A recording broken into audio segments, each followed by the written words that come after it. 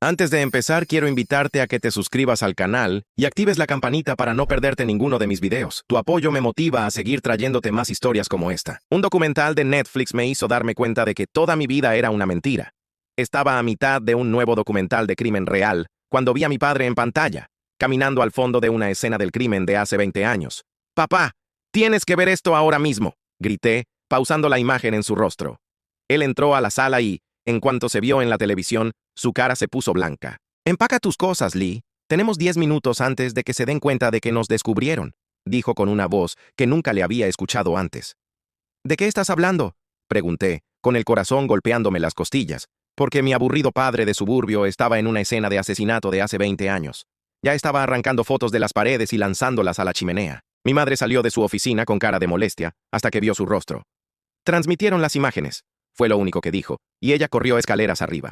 Escuché cajones cerrándose de golpe mientras yo seguía paralizada, mirando cómo mi padre rociaba gasolina sobre nuestras fotos familiares. «Deja de quedarte ahí parada y toma tu bolsa de emergencia de debajo de tu cama», ordenó. Y fue entonces cuando noté la pistola en su mano. Sentí las piernas como agua mientras subía corriendo. Debajo de mi cama encontré una bolsa que nunca había visto, ya empacada con ropa, dinero en efectivo y un pasaporte con mi foto, pero con otro nombre: Madison Charleston. También había llaves de un auto desconocido y un teléfono desechable aún en su caja. Me temblaban tanto las manos que apenas podía cerrarla. «No voy a ninguna parte hasta que me digas qué está pasando», dije, con la voz quebrada. Mi padre miró su reloj y luego a mi madre, que ya estaba en la puerta con 3 bolsos grandes. «Tu verdadero nombre es Madison Charleston, y hemos estado en el programa de protección de testigos desde que tenía 5 años», dijo, mientras las fotos se convertían en cenizas negras. Las palabras no tenían sentido, pero el arma en su mano era real. El terror en los ojos de mi madre era real, y aparentemente toda mi vida había sido falsa. «Esto no puede ser real», dije retrocediendo. «Vivimos en Ohio, trabajas en State Farm y mamá da clases de piano». Mi padre soltó una risa amarga. «No he trabajado un solo día en State Farm, y tu madre no ha tocado un piano desde que llegamos aquí. Esas son solo las historias que le contamos a la gente». Mi madre metía cajas de municiones en una de las bolsas, como si fuera algo normal. «Los alumnos de piano que vienen son agentes federales que nos vigilan», dijo sin mirarme. Su teléfono sonó. Contestó en un idioma áspero y gutural, y luego cambió al inglés. «Nuestros manejadores están comprometidos. Estamos solos. Mataron a Tyson hace 1 hora». Mi padre maldijo y sacó un revólver de una caja de cereal. Todo parecía una película que le pasaba a otra persona, mientras lo veía revisar las balas con precisión. «¿Cuánto tiempo hasta que lleguen?», le preguntó a mi madre. «20 minutos si tenemos suerte. 5 si no», respondió. Y luego me miró. «¿Sabes disparar?». Negué con la cabeza y ella me puso un cuchillo en la mano. «Entonces lleva esto y quédate entre nosotros, pase lo que pase. Alguien filtró esas imágenes a propósito porque nos han estado buscando», explicó mi padre mientras mi madre metía el carro al garaje. «Testifiqué contra la mafia serbia por esos asesinatos. Creyeron que morí ese día con el resto de la familia Anel, pero sobreviví y ayudé a meterlos en prisión. Ahora saben que sigo vivo». El documental seguía pausado en su rostro y yo quería vomitar.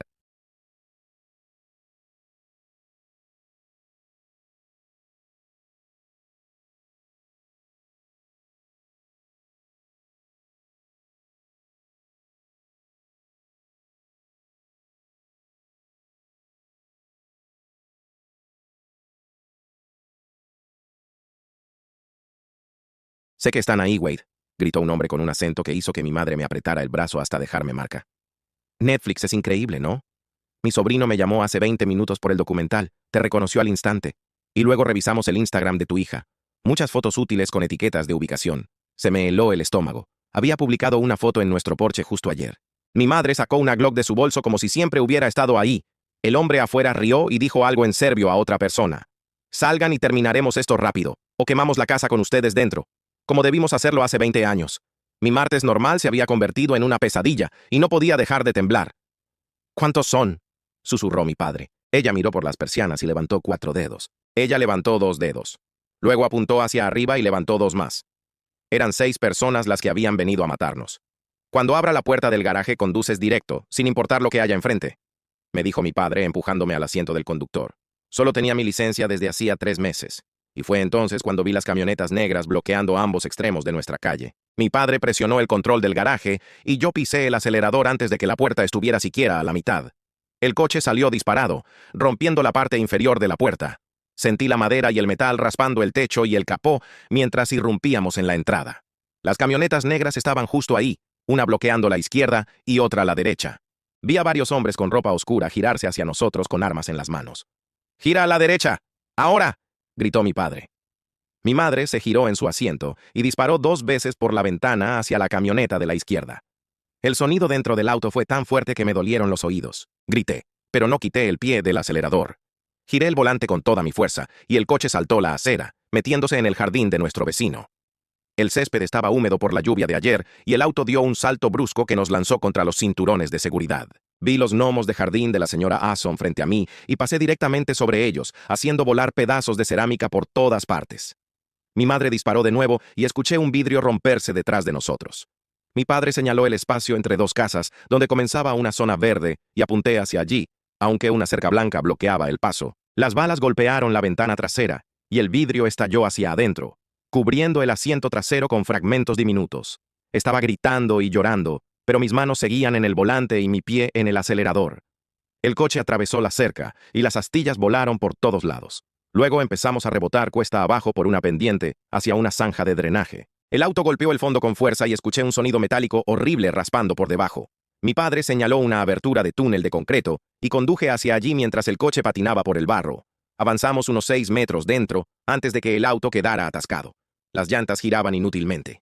«¡Salgan y corran!», gritó mi padre. Tomé mi bolsa de emergencia y abrí la puerta. El túnel estaba oscuro, olía a agua estancada y alcantarilla, y detrás de nosotros se escuchaban gritos en serbio.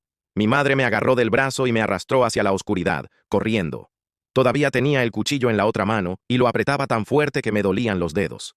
Mis pulmones ardían a los pocos segundos, porque no soy corredora, y nunca había tenido tanto miedo en mi vida. El agua nos llegaba a los tobillos mientras corríamos, y lo único que iluminaba el camino era la pequeña linterna de mi padre. Detrás, los gritos se hacían más fuertes. Podía distinguir al menos 2 voces distintas rebotando por el túnel. De pronto, mi padre nos tiró hacia un pequeño hueco de concreto que ni siquiera había visto. Nos pegamos a la pared fría y húmeda. Intenté controlar mi respiración, pero el pecho me subía y bajaba, convencida de que podían oírme. Mi madre tenía su arma apuntando hacia el túnel por donde habíamos venido, y mi padre cubría la otra dirección con su revólver. Los pasos se acercaron, y oí voces hablando en aquel idioma áspero. Un haz de linterna pasó frente a nosotros. Contuve el aire y cerré los ojos, como si eso pudiera volverme invisible. Los pasos pasaron tan cerca que pude oler el humo de cigarrillo en la ropa de alguien. Luego las voces se alejaron, y empecé a respirar de nuevo. Pero regresaron. Los hombres pasaron una segunda vez, y uno dijo algo que hizo reír a los demás. El sonido del agua y los ecos parecían confundirlos sobre dónde estábamos escondidos. Después de lo que se sintió como horas, pero fueron solo 10 minutos, las voces se desvanecieron por completo. Mi padre esperó 1 minuto más, y luego nos hizo una señal para movernos más adentro del sistema de drenaje, lejos de donde habían ido los hombres. Caminamos por lo que pareció una eternidad, girando cada vez que mi padre lo indicaba. Finalmente, llegamos a una salida que daba al patio trasero de alguien, a 6 cuadras de nuestra casa. Salimos cubiertos de barro y agua sucia. Yo temblaba tanto que apenas podía mantenerme en pie. Mi madre sacó el teléfono desechable y llamó, esta vez hablando en inglés. «Necesitamos recogida inmediata. Nuestro contacto está muerto», dijo, y dio una dirección que no reconocí. Cuando colgó, le dijo a mi padre que iría sola a buscar el auto de respaldo que tenían guardado en un depósito, y que nos encontraría en la gasolinera de Miller Road en 20 minutos. Mi padre intentó detenerla, pero ella ya corría hacia la calle. Nos escondimos detrás de un contenedor de basura en una gasolinera cerrada, agachados entre las sombras, mientras él revisaba su reloj una y otra vez. Era el primer momento en que podíamos respirar desde que pausé aquel documental. Miré a mi padre y me di cuenta de que ya no era el aburrido agente de seguros que yo creía. Era alguien que sabía correr, esconderse y disparar. Y ese alguien siempre había estado ahí, oculto bajo la superficie. Tenía las manos firmes sobre el arma, y los ojos revisaban la calle con precisión, como si lo hubiera hecho miles de veces antes. 20 minutos después, mi madre apareció en un viejo Civic que nunca había visto. Saltamos al interior con nuestras bolsas. Ella llevaba ropa diferente y una gorra de béisbol bajada sobre el rostro. No se parecía en nada a la mujer que daba clases de piano y horneaba galletas para sus alumnos la semana pasada. Mientras nos alejábamos del vecindario, mi padre por fin empezó a explicar todo. Habló de los asesinatos de la familia Anel y de cómo había ayudado a la mafia serbia a lavar dinero mediante negocios inmobiliarios durante 5 años. Dijo que había cuerpos enterrados en obras de construcción por toda la ciudad y que él mantenía registros detallados de cada transacción y de cada asesinato del que tenía conocimiento. Esos documentos habían metido a 15 personas en prisión después de su testimonio. Yo lo escuchaba desde el asiento trasero, asimilando que mi padre era a la vez un criminal, y la razón por la que esos criminales estaban presos. La historia que contaba no encajaba con el hombre que me ayudaba con las matemáticas o me llevaba a los entrenamientos de fútbol. Lo interrumpí para decirle que mi publicación de Instagram de ayer mostraba nuestro porche y tenía la etiqueta de ubicación activada.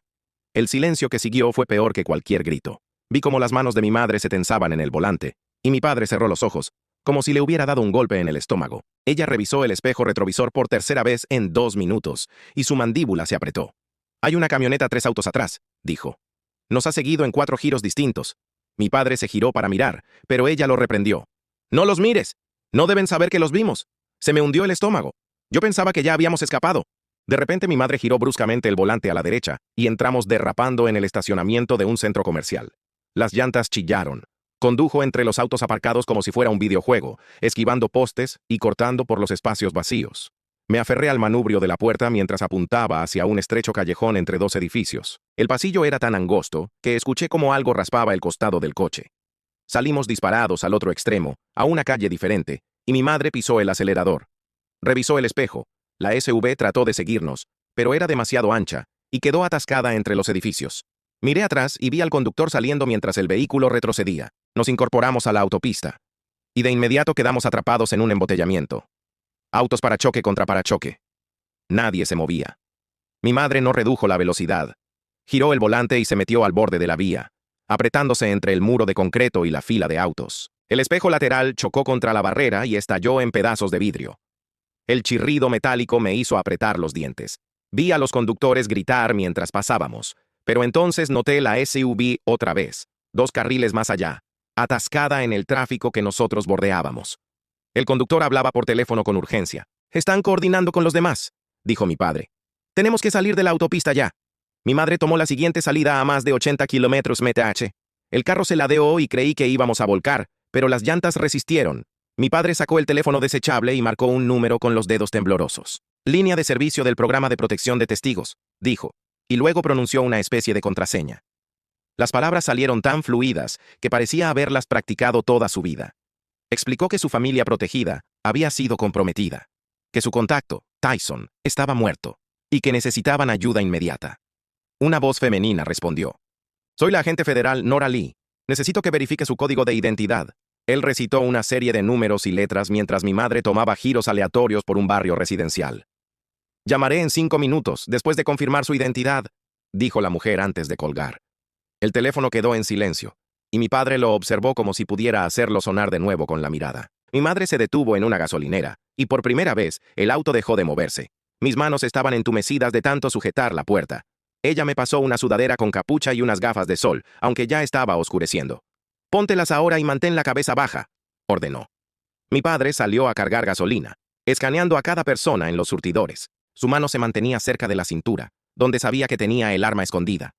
Una mujer pasó junto al coche y el cuerpo de mi padre se tensó, hasta que ella se subió a su vehículo y se fue. Entonces entendí. No podíamos usar tarjetas, ni teléfonos, ni redes sociales. No podíamos hacer nada que dejara huellas digitales.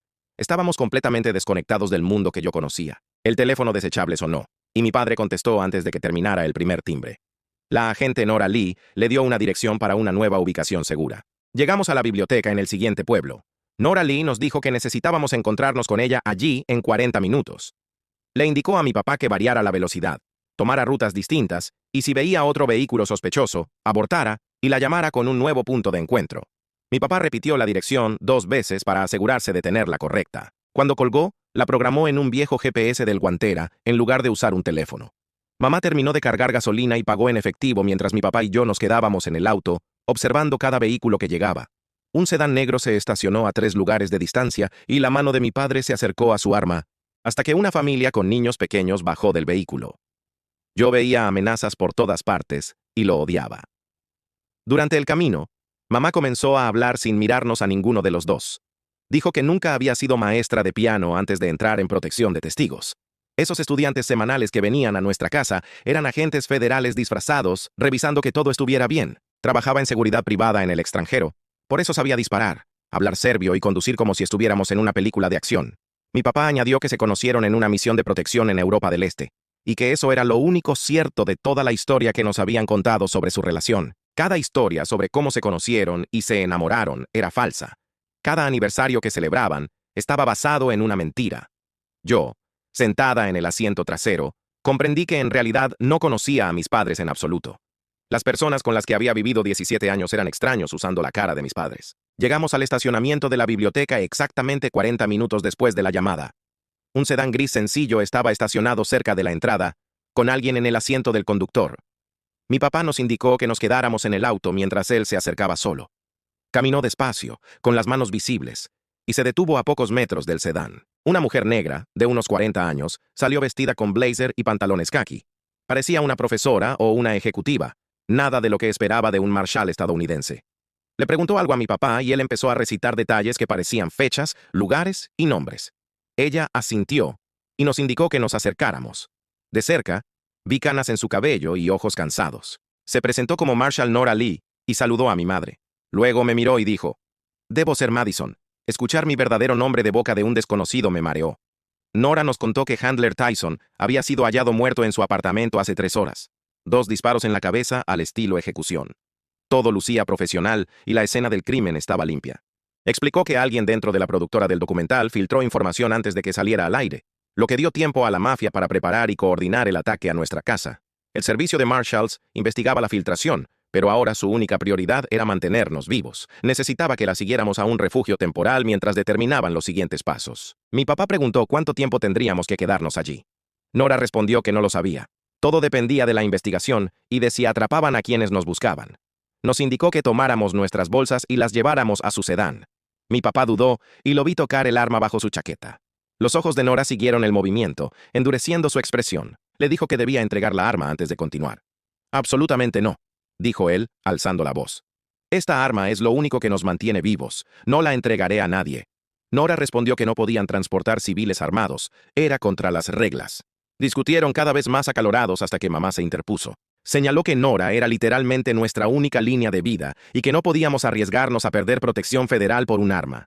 Lo escuché y dije que debíamos confiar en ella. No teníamos otra opción. Ambos padres me miraron sorprendidos. Les dije que la mafia ya nos había encontrado una vez y lo haría de nuevo si intentábamos huir solos. Al menos con Nora teníamos recursos, información y un plan. Los hombros de mi padre se relajaron y lentamente sacó el arma de la cintura. La entregó a Nora, primero por el mango, y ella la guardó en una caja de seguridad en el maletero.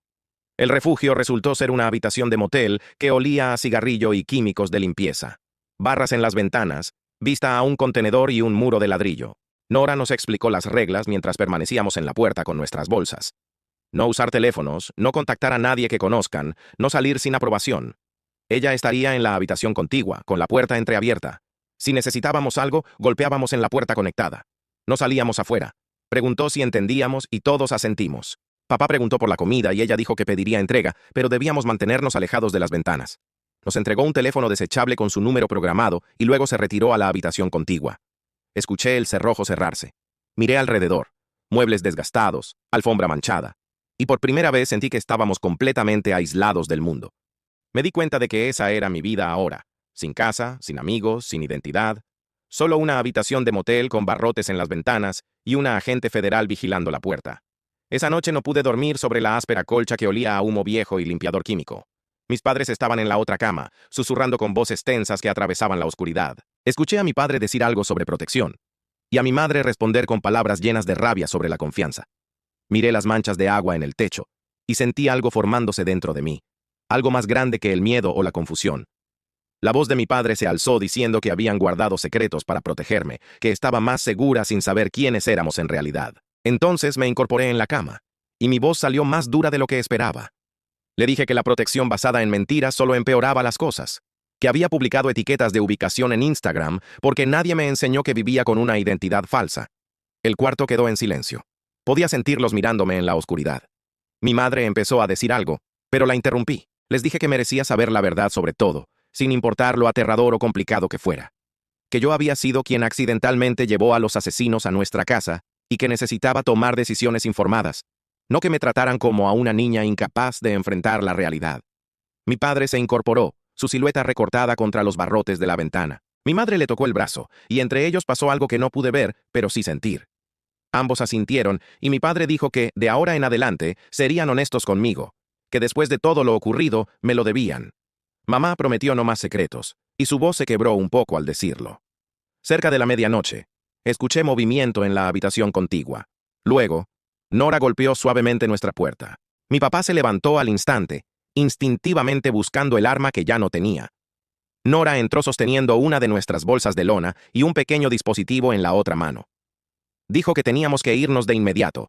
Había encontrado un rastreador GPS cosido dentro del forro de la bolsa.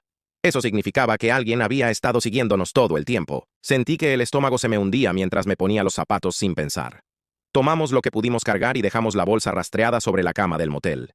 Me pregunté cuánto tiempo habían sabido exactamente dónde estábamos. El sedán de Nora estaba estacionado detrás del edificio.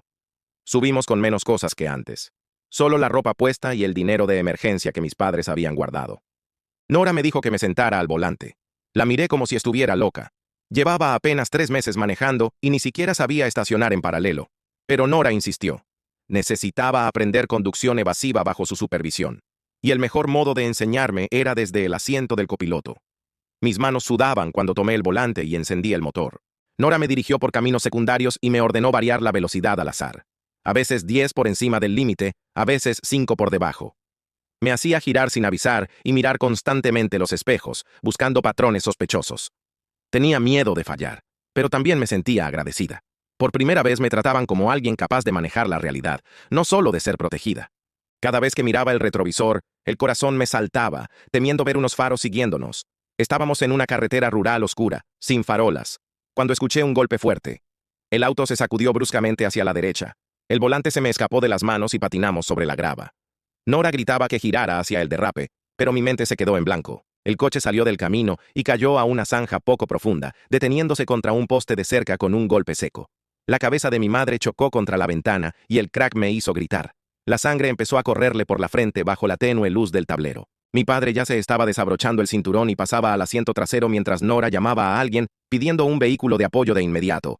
Saqué el botiquín de emergencia de debajo del asiento, con las manos temblando tanto que casi no pude abrirlo. Mi padre presionó una gasa sobre la herida de mi madre y me dijo que la sostuviera con fuerza mientras revisaba sus pupilas con la linterna del teléfono.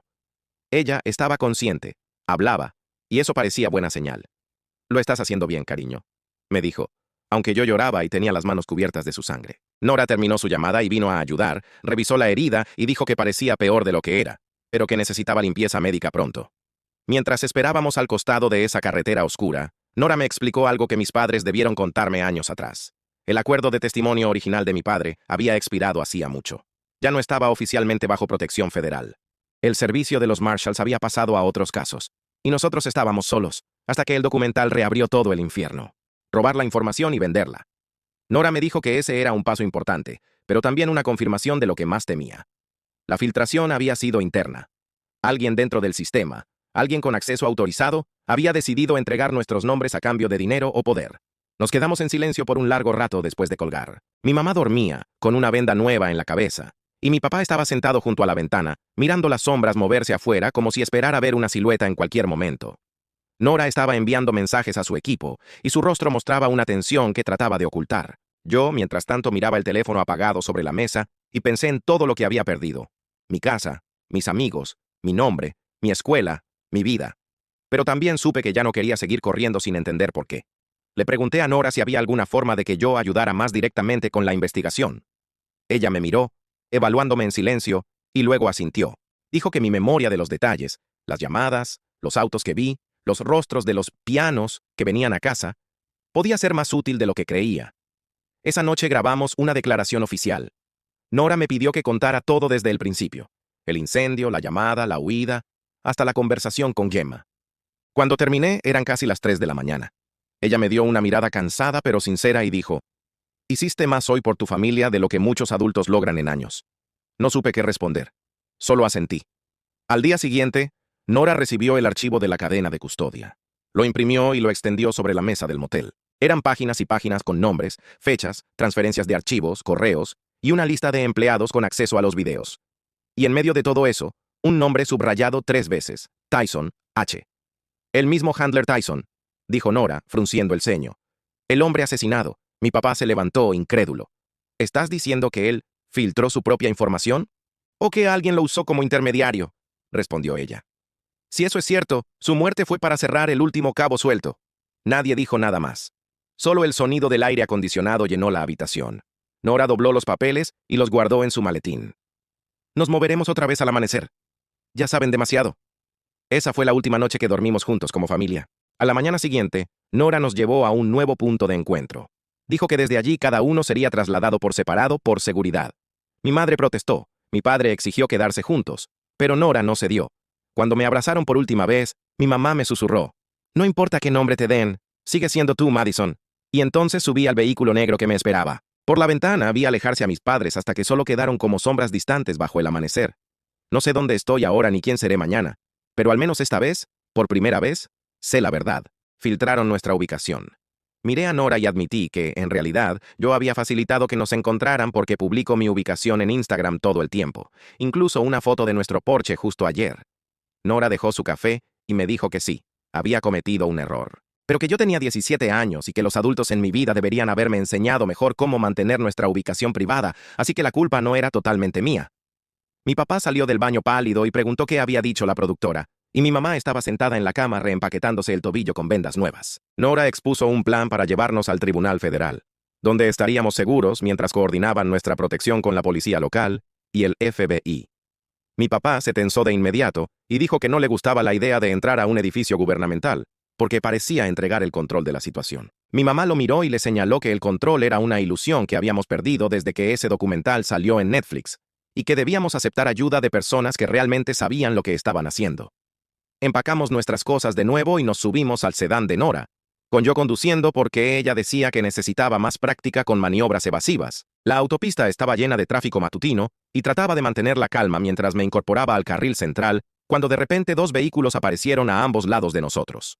Nora lo reconoció inmediatamente como un ataque coordinado y comenzó a darme instrucciones rápidas para acelerar hacia un hueco entre los autos delante de nosotros. Apreté el acelerador y pasé por un espacio que apenas parecía lo suficientemente ancho, escuchando cómo el metal raspaba mientras ambos espejos laterales se arrancaban contra los otros autos. Uno de los vehículos que nos atacaba intentó seguirnos, pero chocó con otro auto y giró fuera de control, cruzando dos carriles, y Nora ya estaba en su radio pidiendo respuesta policial inmediata a nuestra ubicación. El segundo vehículo atacante seguía justo detrás, y Nora me indicó tomar la próxima salida hacia una zona de construcción, donde los carriles estrechos y las barreras harían más difícil maniobrar.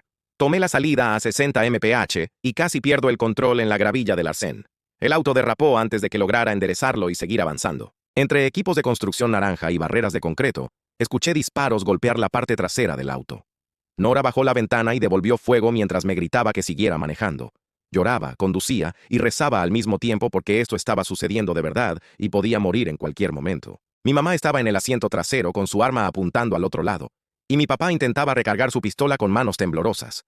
Vi una abertura hacia un desarrollo habitacional a medio construir y me desvié hacia allí sin pensar. El auto rebotaba violentamente sobre caminos de tierra entre marcos de madera que eventualmente serían casas. El vehículo perseguidor intentó seguirnos, pero sus neumáticos no agarraban el barro blando y quedaron atrapados a unos 50 metros detrás de nosotros. Nora gritó que abandonáramos el auto y corriéramos. Frené de golpe y todos saltamos, corriendo hacia la casa sin terminar más cercana. El tobillo de mi mamá se dio mientras trepábamos por un marco de ventana y cayó con un grito que me hizo detener el corazón. Mi papá y yo la sujetamos de los brazos y la arrastramos hasta un baño que solo tenía los marcos de madera, sin paredes ni instalaciones todavía. Nora se posicionó en la puerta con el arma lista y el teléfono en mano, llamando refuerzos. Podía escuchar a los atacantes gritarse entre ellos en algún lugar del desarrollo. Las voces se hicieron más fuertes y podía oír botas crujir entre escombros de construcción cercanos. La respiración de mi mamá era rápida y superficial junto a mí, y mi papá mantenía la pistola apuntando a la puerta mientras Nora sacaba su teléfono. Habló en voz baja, dando una dirección que no reconocí y mencionando su número de placa federal.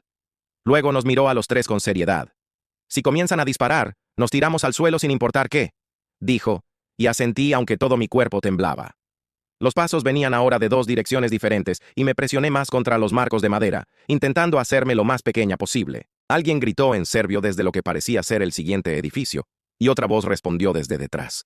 Nora cambió de posición y levantó el arma hacia la puerta vacía, el dedo descansando al costado de la pistola en lugar de en el gatillo. Podía escuchar mi propio corazón golpeando en mis oídos, y el mango del cuchillo estaba resbaladizo por el sudor en mi palma. Los atacantes revisaban cada estructura sin terminar metódicamente, y nos estábamos quedando sin tiempo antes de que llegaran a la nuestra.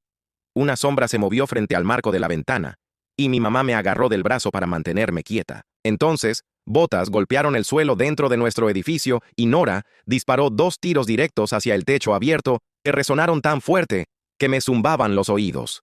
El atacante comenzó a gritar y devolvió fuego, pero las balas impactaron en los marcos de madera y el concreto, protegiéndonos momentáneamente. Lugares extraños porque el edificio vacío hacía que todos los sonidos rebotaran, confundiendo. Nora disparó una vez más hacia la puerta y escuché a alguien maldecir en serbio y retroceder apresuradamente. Entonces las sirenas de la policía cortaron el aire, acercándose rápidamente, y los atacantes de repente corrían lejos de nosotros, en lugar de hacia nosotros. Las puertas de los autos se cerraban de golpe. Los motores rugían y los neumáticos patinaban en el barro. En cuestión de segundos, llegaron más vehículos con sirenas. Nora nos dijo que nos quedáramos quietos mientras ella verificaba la situación. Y se acercó a la ventana con su placa en alto. La policía se dispersaba por el sitio de construcción en formación táctica y vi a un oficial derribar a un hombre que no corría lo suficientemente rápido. El tipo cayó de golpe con la cara en la tierra y 3 oficiales lo rodearon con esposas. Un alivio tan fuerte me invadió que mis piernas cedieron y me deslicé por la pared temblando. Mi mamá me abrazó y mi papá finalmente bajó su arma. Nos quedamos sentados en el polvoriento baño, que en realidad no era un baño, mientras la policía aseguraba la zona afuera. Un detective con chaqueta llegó 20 minutos después y nos separó para entrevistas. Se presentó como detective Carpenter y su expresión dejaba claro que no estaba feliz de tener drama federal de testigos en su jurisdicción. Me pidió que le contara todo, desde el documental hasta el momento actual, y pude notar por sus preguntas que pensaba que tal vez no le estábamos contando toda la verdad sobre ser víctimas. Cuando expliqué lo del testimonio de mi papá hace 20 años, el detective Carpenter quiso saber exactamente qué crímenes había cometido antes de testificar. Le conté sobre el lavado de dinero y ayudar a ocultar cuerpos, y vi cómo su expresión se endurecía. Preguntó si había algo más que estuviéramos ocultando y si sabíamos cuántas personas todavía podrían intentar matarnos. Dije que no lo sabía, y esa era la verdad honesta, porque hace 2 días pensaba que mi papá solo vendía seguros. Nora entró a la sala de entrevistas y respaldó nuestra versión, sacando su teléfono para mostrarle al detective Carpenter la cadena de evidencia. Le explicó el asesinato de Handler Tyson, la filtración del documental y los ataques coordinados de ese día, poniendo todo de manera que las conexiones fueran obvias. El detective Carpenter estudió la información con la mandíbula apretada, pero finalmente aceptó ayudar. Dijo que nos asegurarían en una sala de detención del tribunal mientras el servicio de Marshals planificaba los siguientes pasos. Podía notar que todavía no confiaba del todo en nosotros, pero al menos estaba dispuesto a ayudarnos a sobrevivir. Nos llevaron al tribunal en vehículos separados y nos pusieron en una pequeña sala con mesa y sillas que me recordaban a los programas de televisión sobre interrogatorios. Nora se sentó frente a nosotros y dijo que tenía una idea sobre usar el teléfono del atacante detenido para enviar un mensaje que pudiera atraer a los otros. Mi papá dijo de inmediato que era demasiado arriesgado y que debíamos concentrarnos solo en reubicarnos en un lugar seguro. Me sorprendí a mí misma hablando y diciendo que ya estábamos en riesgo máximo, así que bien podríamos intentar tomar algo de control. Nora me miró con algo parecido a aprobación y mi papá se frotó la cara con ambas manos. Señalé que huir hasta ahora no había funcionado, y tal vez era hora de ser estratégicos en lugar de solo reactivos. Mi mamá estuvo de acuerdo conmigo y mi papá finalmente asintió. Nora empezó a explicar su plan con más detalle. Me ofrecí de inmediato para entregar cualquier mensaje que necesitaran, pero la respuesta de Nora fue inmediata y firme. Absolutamente no. Cuando argumenté que ya estaba involucrada y quería ayudar, no se dio. Poner a un menor en peligro operacional era una línea que no cruzaría bajo ninguna circunstancia. Aunque estaba frustrada, tuve que respetar que tenía límites. Mi papá parecía aliviado y mi mamá me apretó la mano, orgullosa de que me ofreciera, pero también contenta de que Nora hubiera negado. En su lugar, Nora abrió mi antigua cuenta de Instagram en su tablet, y trabajamos juntos para crear una historia con una ubicación falsa. Elegimos una cafetería al otro lado de la ciudad y simulamos que estaba allí usando una foto antigua de mi carrete que no tenía marcas de fecha visibles. El equipo de Nora monitoreaba cualquier actividad sospechosa cerca de esa ubicación. Observamos cómo el contador de vistas subía lentamente. Mis manos temblaban al ver eso porque sentía que me estaba usando como cebo, aunque físicamente no estaba allí. En 40 minutos las vistas se dispararon y Nora recibió una llamada de un miembro de su equipo. Un vehículo que coincidía con la descripción del atacante acababa de entrar al estacionamiento de la cafetería y las cámaras de vigilancia obtuvieron fotos claras de la matrícula. El detective Carpenter regresó a la sala de detención y dijo que estaba obteniendo una orden para acceder a los registros de alquiler. Sentí una mezcla extraña de miedo y orgullo porque nuestro plan había funcionado. La matrícula estaba vinculada a una compañía de alquiler en el centro. En otros 20 minutos, el detective Carpenter tenía el nombre en el contrato de alquiler y coordinaba con otras agencias para averiguar quién estaba coordinando todos estos ataques. Mi teléfono vibró en el bolsillo y di un salto antes de recordar que era el teléfono desechable de mi bolsa de emergencia, no mi celular real que mi papá había destruido. Nora lo tomó y contestó. Luego me lo pasó diciendo que era Gemma, la productora, devolviendo la llamada. La voz de Gemma sonaba tensa, llena de culpa. Dijo que estaba dispuesta a retrasar el próximo episodio del documental y añadir advertencias sobre las consecuencias no intencionadas. Me pareció algo pequeño comparado con todo lo que había pasado, pero al menos era algo. Le agradecí y le dije que entendía que nunca quiso que ocurriera esto. Ella prometió cooperar completamente con la investigación sobre quién había filtrado las grabaciones. Cuando colgué, me di cuenta de que era la primera vez en 2 días que algo salía, aunque fuera un poco bien. Y aunque eso no podía deshacer el daño, sentí que una diminuta parte de esta pesadilla se estaba resolviendo. Revisé el teléfono desechable por tercera vez en 10 minutos, sin mensajes aún de Nora ni del detective Carpenter sobre lo que estaba ocurriendo en nuestra antigua casa. Mi mamá estaba sentada frente a mí en la mesa del motel con las manos entrelazadas, haciendo ese ejercicio de contar respiraciones para mantenerse tranquila. El teléfono vibró de nuevo y casi lo dejo caer al tomarlo, pero solo era un mensaje de Nora diciendo que estaba recibiendo actualizaciones del departamento de bomberos. Mi papá caminaba de un lado al otro entre la ventana y la puerta, revisando el estacionamiento cada 30 segundos, como si esperara que alguien apareciera de la nada. La habitación olía a cigarrillos viejos y productos de limpieza. Yo solo podía pensar en mi dormitorio. Los pósters en la pared, mi colección de boletos de conciertos pegados sobre el escritorio. Otra vibración. Esta vez sí eran noticias. El detective Carpenter estaba enviando fotos a través de una app encriptada que Nora había configurado. La primera mostraba nuestra calle bloqueada con camiones de bomberos y patrullas por todas partes. Pero la segunda me hizo un nudo en el estómago. Nuestra casa era solo una cáscara quemada, con el techo colapsado y humo negro aún saliendo de lo que solía ser el garaje. Le pasé el teléfono a mi mamá y vi cómo su rostro quedaba completamente vacío mientras deslizaba las imágenes. Luego se lo entregó a mi papá, que solo se quedó mirando la pantalla sin decir palabra. Todo lo que tenía, salvo lo que estaba en esa bolsa de emergencia, se había ido. Cada álbum de fotos que mis padres no habían destruido ellos mismos. Cada prenda, cada libro, mi laptop con todos mis trabajos escolares. Incluso mi elefante de peluche, el que tenía desde los 5 años. Pensé en mis anuarios, con las firmas y los chistes internos escritos en los márgenes. Las únicas pruebas de que Lee Lane había existido, aunque fuera una identidad falsa. Y ahora no quedaba nada. Mi papá se sentó pesadamente en la cama y se cubrió la cara con las manos. Y entendí que esto no se trataba solo de perder nuestras cosas, era perder la vida que fingimos tener durante 12 años.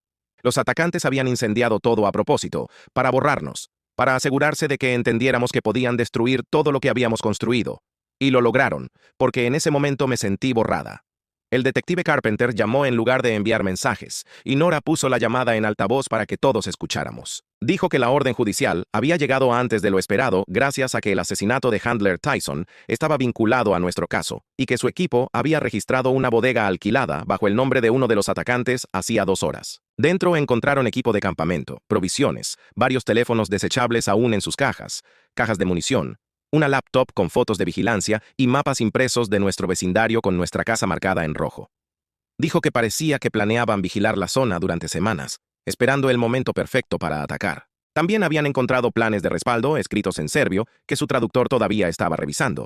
El historial del navegador en la laptop mostraba que habían estado monitoreando mi cuenta de Instagram durante el último mes, haciendo capturas de pantalla de cada publicación y anotando las ubicaciones que yo etiquetaba. Entre los archivos había una foto impresa de mi familia que reconocí de una publicación mía en un restaurante 3 semanas atrás.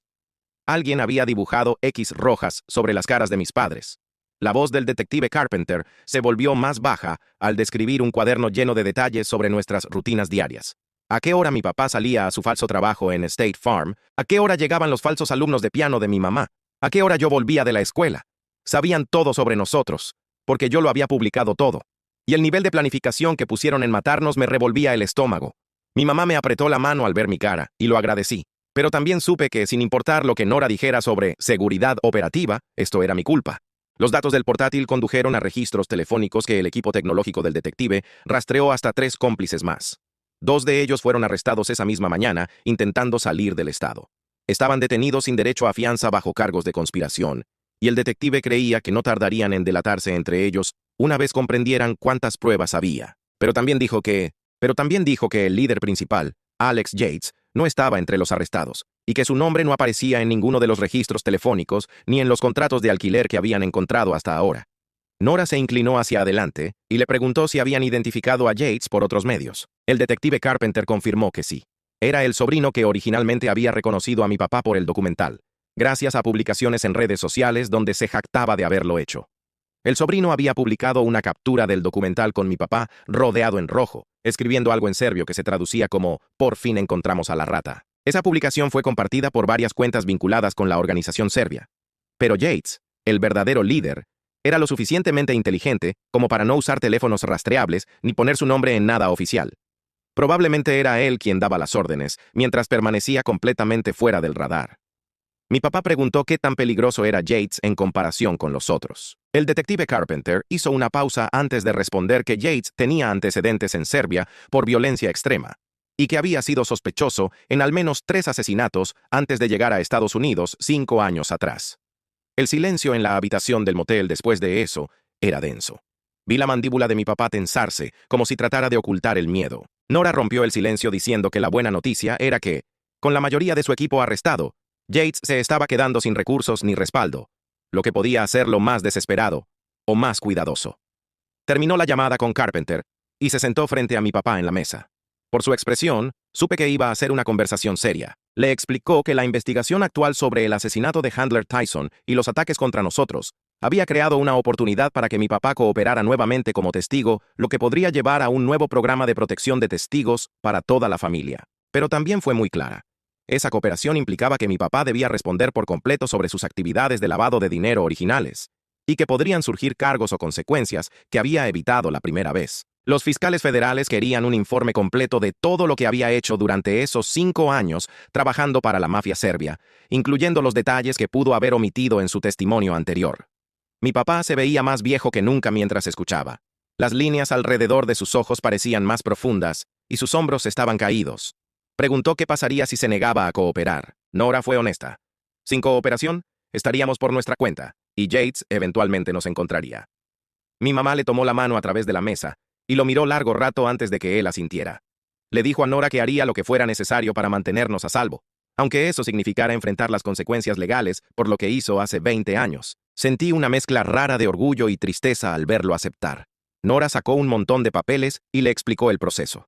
Mi papá firmó los documentos mientras yo permanecía sentada en la cama, tratando de procesar el hecho de que mi padre estaba cooperando oficialmente con una investigación federal sobre sus propios crímenes. A la mañana siguiente, Nora volvió acompañada del detective Carpenter, y lo que dijeron después me revolvió el estómago. Habían estado monitoreando las comunicaciones entre los cómplices arrestados, y habían interceptado mensajes que mostraban que Yates estaba intentando establecer contacto a través de intermediarios.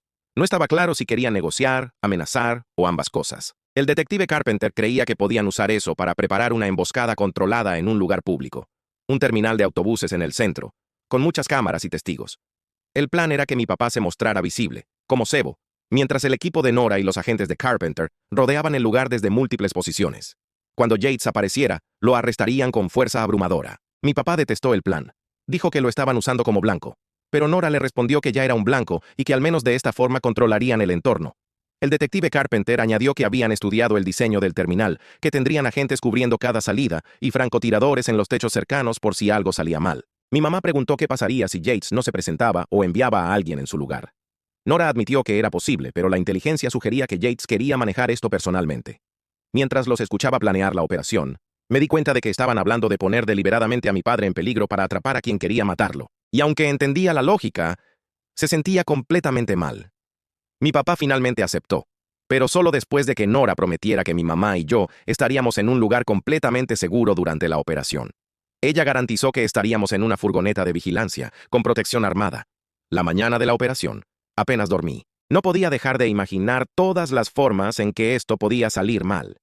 Nos recogieron a las 4 de la madrugada, aún oscuro, y condujimos hasta un punto 3 calles antes del terminal, donde estaba estacionada la furgoneta de vigilancia. Dentro, había pantallas con las transmisiones de al menos una docena de cámaras cubriendo el lugar desde todos los ángulos. 2 operadores técnicos controlaban las imágenes en silencio, con los ojos fijos en las pantallas mientras el amanecer apenas comenzaba a iluminar la ciudad, ajustando las vistas y verificando el audio. Mi mamá y yo nos apretamos en la parte trasera, y Nora nos da auriculares para escuchar las comunicaciones por radio entre todos los oficiales involucrados. Miro a mi papá en una de las pantallas mientras entra a la estación de buses exactamente a las 6:30 de la mañana, tal como planearon, y lleva un micrófono oculto, así que podemos oír todo lo que dice. Se ve asustado pero decidido cuando se sienta en un banco cerca del mostrador de boletos, y estoy apretando la mano de mi mamá tan fuerte que me duelen los dedos. El técnico acerca la cámara al rostro de mi papá y puedo ver el sudor en su frente, aunque afuera hace frío. Mi mamá susurra que todo va a salir bien. La voz de Nora suena por los auriculares confirmando que todas las posiciones están listas. Y cuento al menos 8 oficiales registrando su ubicación alrededor de la estación.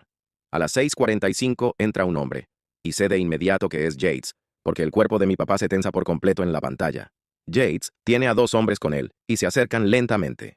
Veo que Yates dice algo que hace que el rostro de mi papá se quede blanco. El micrófono capta a Yates hablando en inglés con un fuerte acento, diciendo algo como, deberías haberte quedado muerto.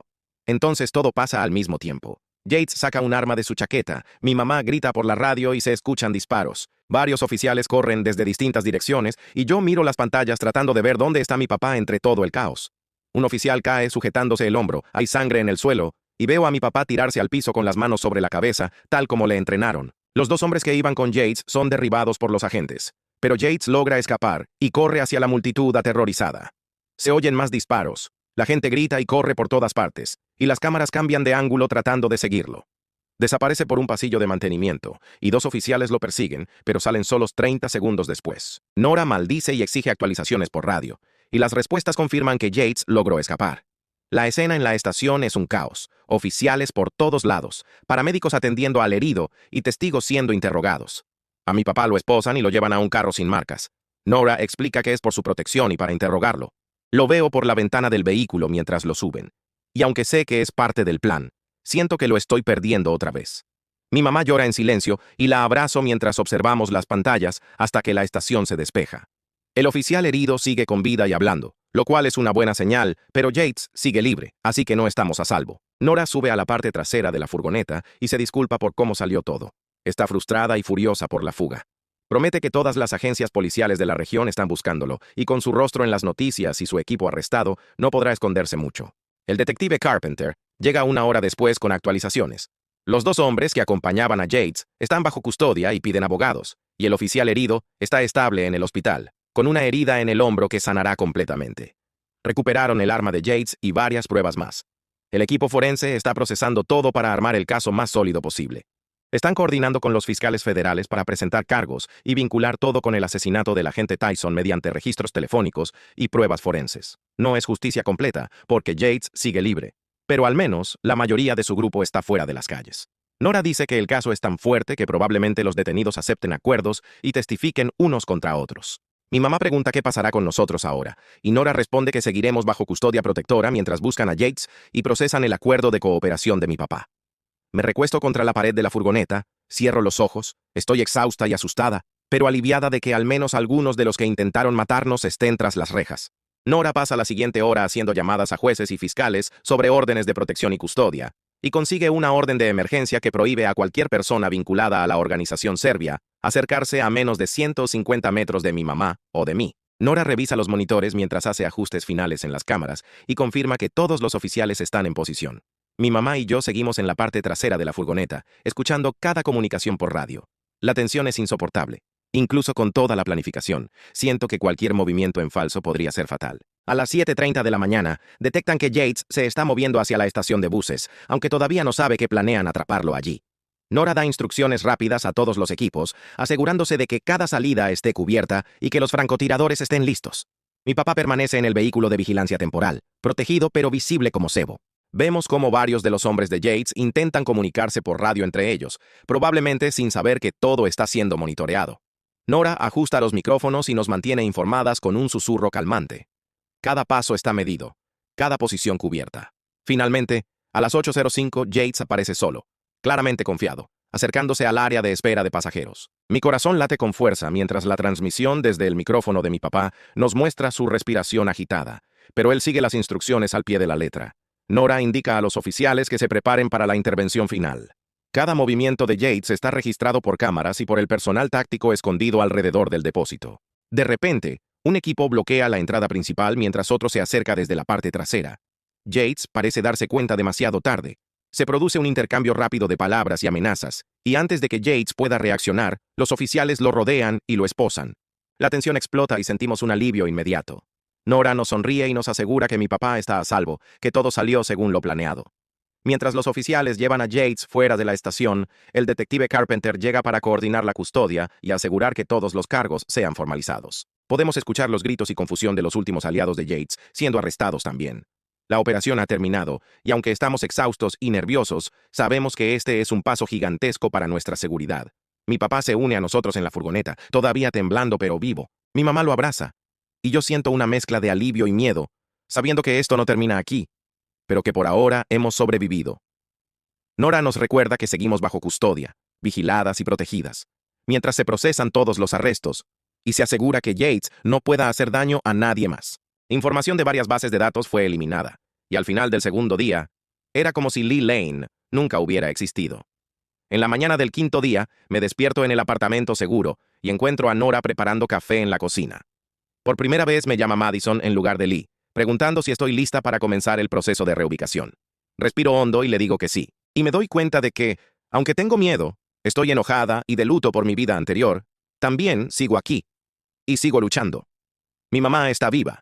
Mi papá está a salvo bajo custodia, y la mayoría de las personas que intentaron matarnos están encarceladas. Yates sigue libre en algún lugar, pero sobrevivimos hasta aquí, y eso tiene que significar algo. Nora saca los documentos de nuestras nuevas identidades y comienza a explicarme los siguientes pasos, mientras yo me obligo a concentrarme en sus palabras en lugar de pensar en todo lo que dejamos atrás. Esta es mi vida ahora, y tengo que aprender a vivirla, una decisión a la vez. Y esa fue la historia de hoy. Gracias por escuchar. De verdad significa mucho saber que estás al otro lado de la pantalla. Espero que te haya sacado una sonrisa o dos. Gracias por ver este video hasta el final. Tu apoyo significa mucho para mí, y cada suscripción me motiva a seguir trayéndote más historias como esta. No olvides activar la campanita para no perderte lo que viene.